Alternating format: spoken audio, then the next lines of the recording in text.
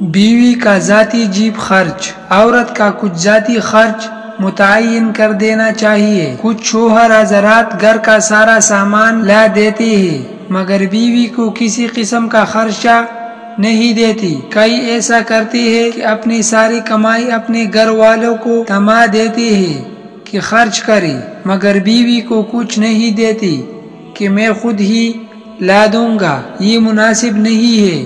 بیوی اپنے گھر والوں کو سب کو چھوڑ کر آئے ہے، اس کا بھی دل ہے، اس کا دل کرتا ہے کہ صدقہ خیرات کرے، رشتہ داروں کو تحائف دے اور اپنی ضروریات کی چیزیں لے۔ ایسے میں اس کے پاس خرچ نہ ہو تو یہ ایک طرح سے زیادتی ہوئی۔